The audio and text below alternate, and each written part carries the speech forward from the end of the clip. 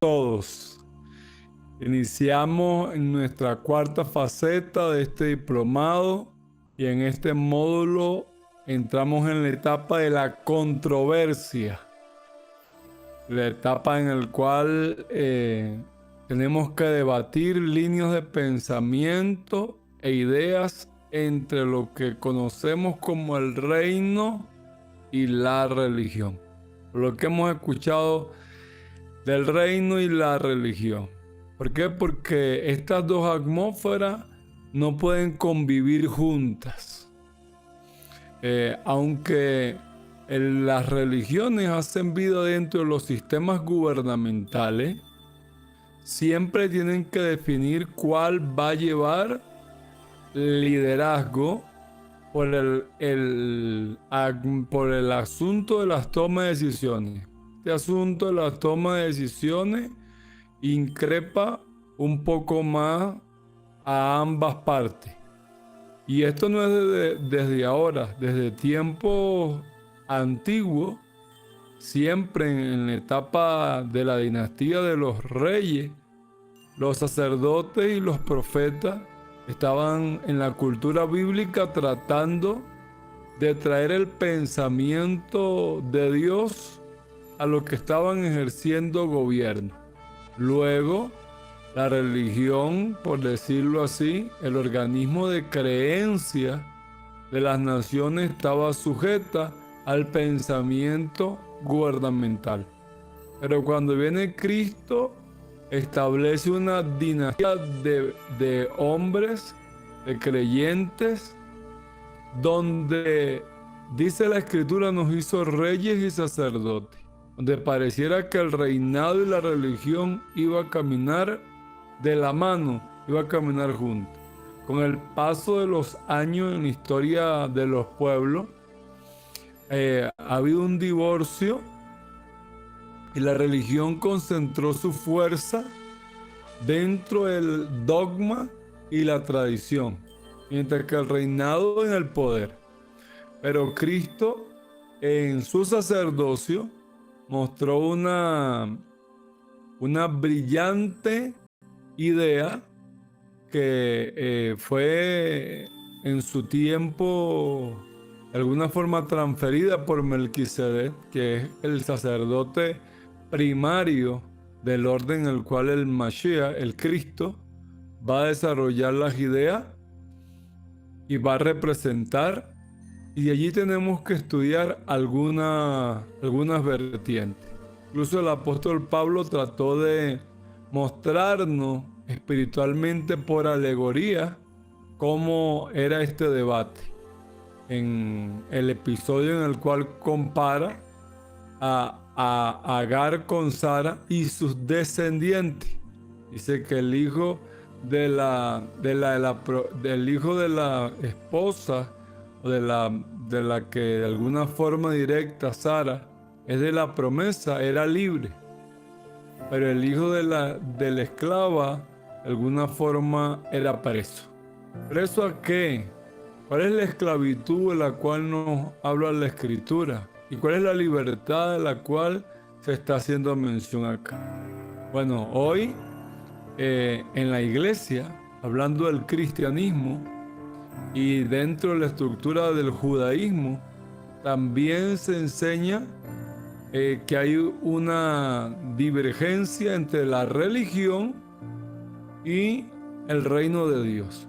La religión trata de emular algunas de las ideas bíblicas, sujetarse a ellas, pero no puede, debido al lenguaje, debido a los intereses y debido a la misma tradición.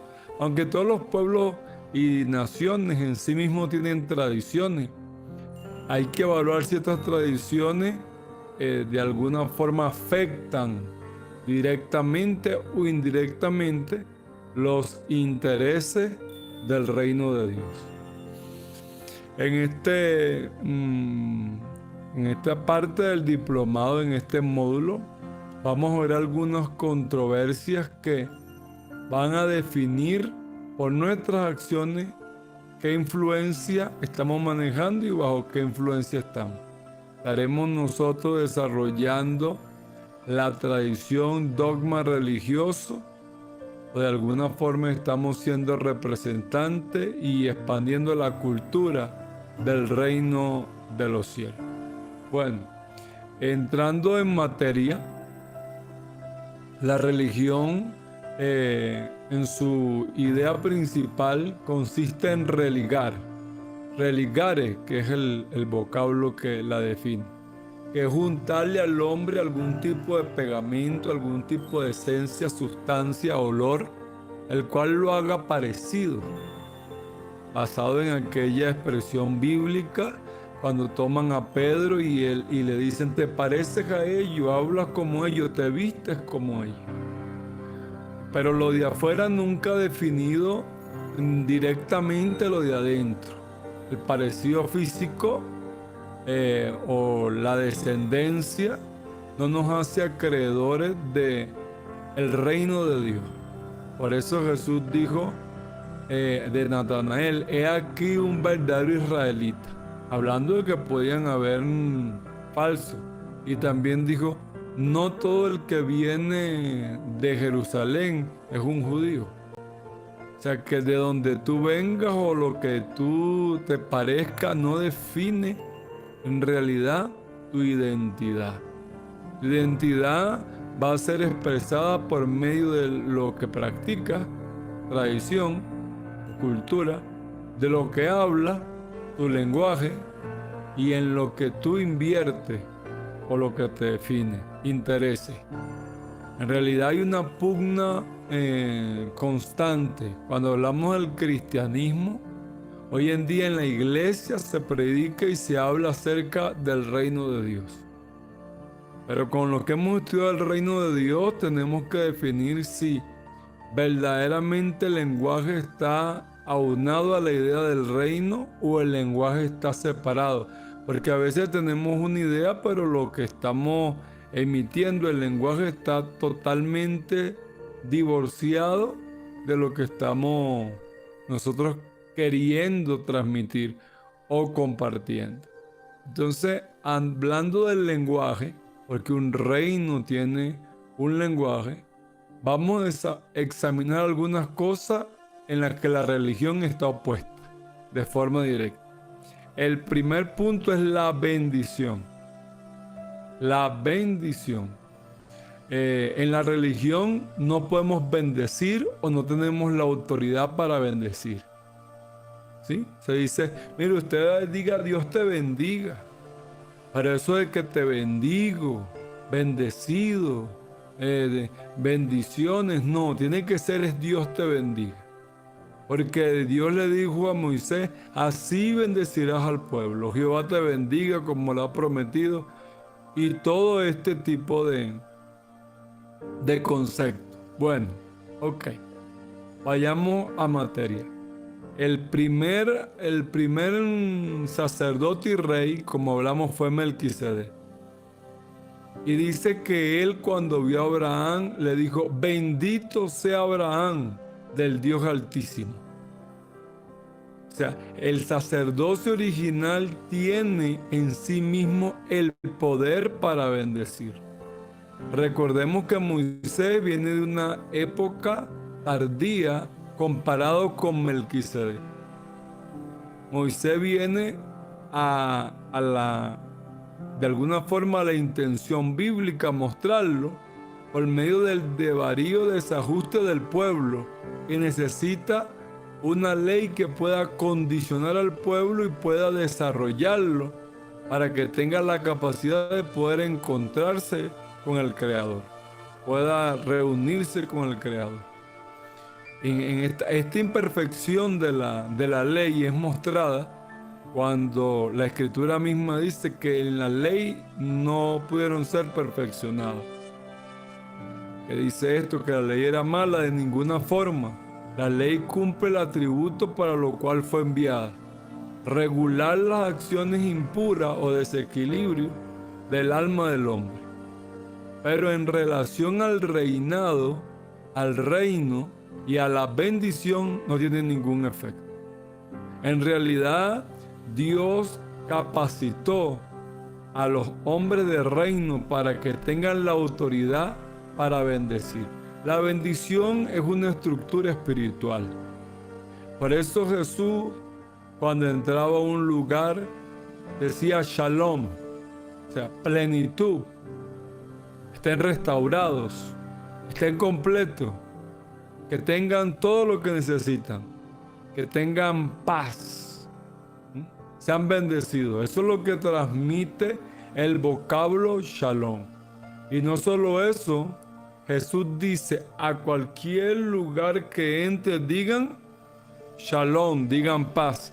Si hay un ben shalom, si hay un hijo de paz, vuestra paz reposará en ese lugar. Pero si no hay, escuche esto, si no hay un hijo de paz, no hay una casa de paz, la paz se irá con ustedes. Entonces la bendición es una estructura espiritual que requiere de un receptor que tenga la capacidad consciente para tomar lo que se le está entregando. Entonces Jesús envía a los apóstoles con la misma autoridad. Tanta autoridad que Él les dice, a quien ustedes le perdonen los pecados, les serán perdonados. Pero a quien ustedes los retenga, les serán retenidos. ¿Qué tipo de autoridad era esta que manejaban los Sheliab, los apóstoles que fueron enviados por el Señor para poder retener en el cuerpo los pecados? En la soteriología, la teología que habla acerca de la salvación del cuerpo, el alma y el espíritu, nosotros podemos encontrar que Dios proveyó salvación para el alma, para el cuerpo y para el espíritu. Pero esta salvación que fue provista por el mismo Señor tiene un condicionante en la bendición. Un condicionante en la bendición. ¿Cuál es el condicionante? Que la autoridad recae sobre el mismo hombre, sobre el hombre. O sea, quien tiene el poder para bendecirte de parte de Dios es otro hombre. Ese es en el sacerdocio del reino. En la religión dicen, no tenemos el poder para bendecir. No, solo Dios puede bendecir. La Biblia dice de la siguiente forma, sin duda alguna, el mayor bendice al menor. Entonces, este es uno de las líneas divergentes entre la religión y el reino. Otro de los puntos a tratar es la honra. La honra dentro de la religión es tenida muchas veces como idolatría y así se juzga. Tenido como compañerismo y es tenido como querer congraciarse y otros puntos de vista más. De por sí la religión no honra. Y cuando tú ves un religioso que se acerca a ti, un hijo espiritual, un líder, o quizás alguien sin conocimiento, te dice, apóstol o pastor, padre, mire, le traje esta bendición. Quiero decirte algo, tú no puedes bendecir a ninguna autoridad que esté encima de ti. No puede, está prohibido por la Biblia. ¿Por qué? Porque la Biblia dice, sin duda alguna el mayor bendice al menor. Cuando tú llevas una ofrenda, un regalo, un presente a una autoridad, tú estás llevando una honra. Tú puedes decir, mire, le traje esta honra. No te traje esta bendición. Porque Él no depende de ti. Tú dependes de Él. Pablo dijo, yo quiero ir a vosotros para comunicarle alguna bendición espiritual, para transferirle alguna bendición espiritual. Los apóstoles fuimos diseñados y capacitados para ministrar la bendición de Dios hacia los que son llamados. Pablo dice, no es que busque lo suyo, sino que busco fruto que abunde en vuestra cuenta. Entonces la religión tiene un divorcio de la honra porque cree que es idolatría. Dice, no, la Biblia solo me dice, honra padre y madre para que me vaya bien. Mi pastor no es mi padre, mi líder no es mi padre. La Biblia también dice, al anciano que enseña, tenlo por digno de doble honra. Así que tu líder, el que te preside, dentro del reino, cualquier persona que te presida, sea en un cargo ministerial, sea en tu lugar de trabajo, sea en tu universidad, merece una honra doble. ¿Y por qué doble la honra? Uno, por el mérito que él ganó con su estudio y esfuerzo. Y el segundo, por el mérito de que él está dedicando su conocimiento a servirte a ti. Cuando él te enseña, está ofreciendo un servicio a Dios. Está ofreciendo un tipo de alabanza al Creador, permitiendo que a través de su don otros puedan llegar al conocimiento de la verdad que él maneja. Pero la Escritura también dice, honra al rey para que en su furor no te castigue. Entonces, en el reino entendemos que una persona que maneja una autoridad es un delegado comisionado de parte del Creador. Él dará cuenta al Creador y a sus autoridades de la administración que lleva. Pero hoy en día no es fácil levantarnos contra nuestros líderes, dirigentes o autoridades, quizás motivados por nuestro desconocimiento o otro por nuestro orgullo o egolatría. La religión se divorció de la honra hace muchos años y pretende en sus avances crear un sistema de creencia divisorio entre el principio del mandamiento. Y esto afecta al reino. ¿Cómo así? Fíjate que algunos decían, ¿no? Mi pastor, o dicen todavía, no es que mi pastor es Dios, yo no tengo pastor porque mi pastor es Dios. Pero es completamente antibíblico. Jesús se sujetó a Juan, se sujetó a autoridad, se sujetó a palabra. Pablo se sujetó a Bernabé. Y fue quien lo introdujo al concilio, lo introdujo al grupo de hombres que ya estaban maduros en la fe y que daban testimonio de la obra que se había de desarrollar. Timoteo y Tito se sujetaron a Pablo, al cual incluso él le llamaba hijos. Entonces, hay una guerra entre el lenguaje y la tradición que maneja la religión y maneja el reino. Hay divergencia.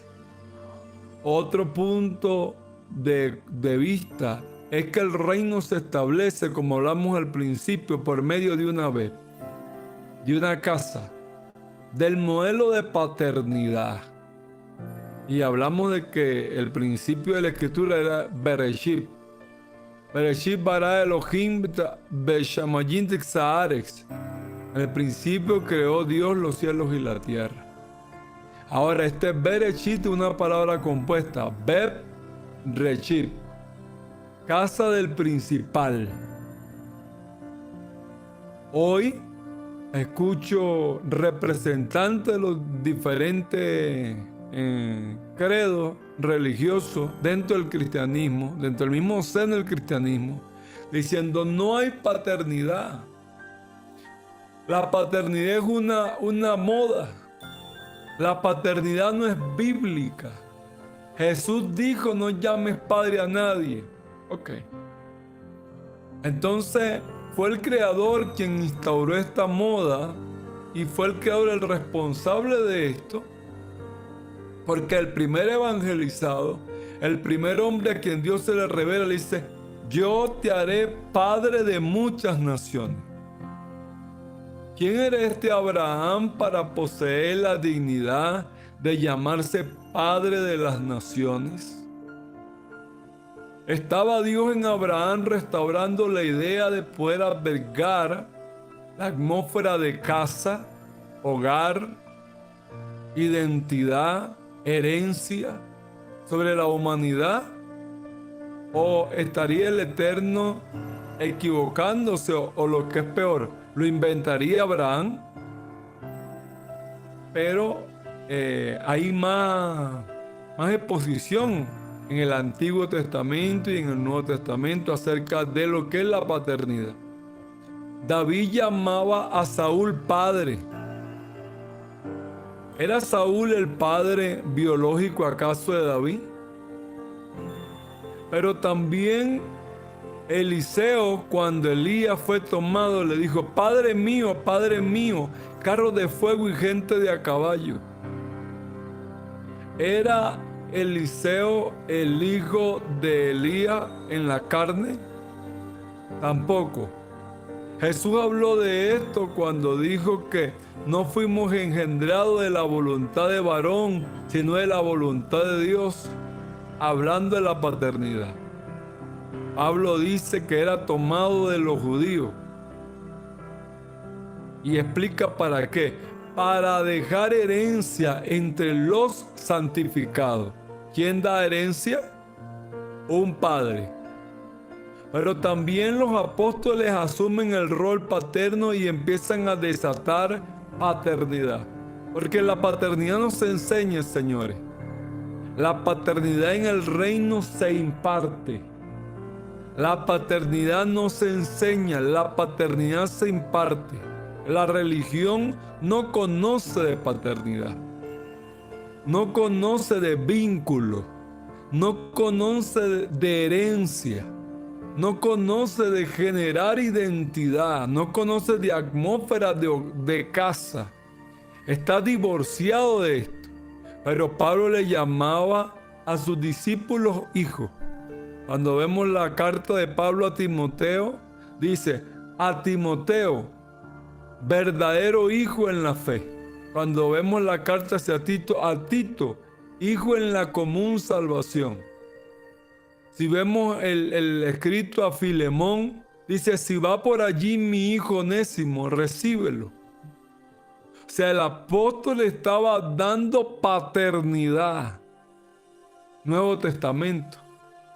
Pero también Juan dice: hijitos míos.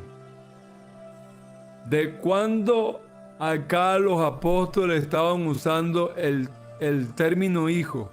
Desde que se restaura la paternidad en los días de Cristo, cuando se cumple la profecía que dice: Él hará volver el corazón de los padres a los hijos y los hijos a los padres, porque iba a venir con el espíritu de Elías. Y Elías vino y no lo reconocieron, era Juan el Bautista. O sea, estas líneas dentro de la estructura del lenguaje y la tradición van a afectar la acción directa del reinado. Porque ¿cuál es la fuerza de un reino? ¿El dinero? No. ¿Cuál es la fuerza de un reino? ¿El oro? ¿La cultura? No. Las fuerzas de un reinado son los descendientes, son los hijos. Los hijos van a ir caminando a medida que observan el modelo de los padres y a medida que ellos van desarrollando el grupo, escucha esto, el grupo de ideas que el padre está migrando. Es por eso que el día que Elías va a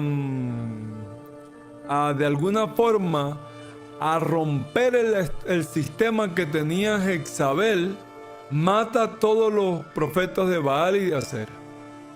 Porque dice que habían 400 profetas que comían a la mesa de Jezabel. O sea, comían a la mesa, se alimentaban del banquete, de la idea, de los pensamientos, de la cultura de la tradición que aquella mujer había desarrollado. La pregunta es, ¿tú te alimentas de la mesa del reino o te alimentas de la mesa de la religión? La religión en su lenguaje quiere dejar presa la bendición, quiere dejar presa la paternidad, quiere dejar presa todo aquello que desarrolla el carácter del yo soy. ¿Sí? La religión no aguanta a un hombre con identidad propia. Cuando la religión escucha un yo soy, lo ataca. Dice, no, este se cree autosuficiente. No, este se cree más que los demás. No, ¿por qué? Porque este yo soy no está de acuerdo a sus intereses. Este yo soy no comparte sus ideales. Este yo soy no es presa del sistema de manipulación que la religión ha orquestado en las naciones. Ha sido más fuerte el consumismo y el robo y la ambición de la religión que en las naciones que el de la guerra. Hoy tenemos que pararnos en un punto claro en cuanto a si lo que nosotros manejamos es el reino de Dios o una religión muerta. Jesús dijo, será anunciado el evangelio del reino hasta lo último de la tierra y entonces vendrá el fin. Dice el evangelio del reino. Esto en hebreo es la Besorat Malhub. Las buenas ideas de que un sistema de gobierno ha llegado. El mensaje nuevo y fresco de que los principios del cielo han sido colocados al alcance del hombre. La religión, en su idea de mantenerse y de mantener el control de la gente, empieza a eliminar la identidad del yo soy. Déjame decirte que no vas a poder levantarte hasta que definas quién tú eres. En el reino tienes que empezar a definir quién tú eres. Y hablártelo a ti mismo y declararlo en los aires. Yo soy el hombre que va a traer cambio a esta generación. Yo soy el hombre que va a traer reforma a este sistema de cosas. Yo soy el hombre que va a generar el mejor sistema educativo. Yo soy el hombre que... O sea, tu yo soy va a ser la fuerza de tu identidad. Por eso que cuando le preguntó Moisés al Eterno, cuando en Egipto el faraón me pregunte tu nombre, ¿qué le digo? El Señor le dijo la siguiente palabra: yo seré el que seré. En la tradición bíblica, en el escrito bíblico dice yo soy el que soy. El original dice yo seré el que seré. ¿Qué significa esto? Jesús, cuando va a afectar las naciones, ¿qué dice él? ¿Cómo aparece? Yo soy el pan de vida. Yo soy la luz del mundo. Yo soy la puerta de las ovejas. Yo soy. Y la misma identidad se la transfiere a los discípulos. Ustedes son la luz del mundo. Ustedes son la sal de la tierra. En el vosotros soy.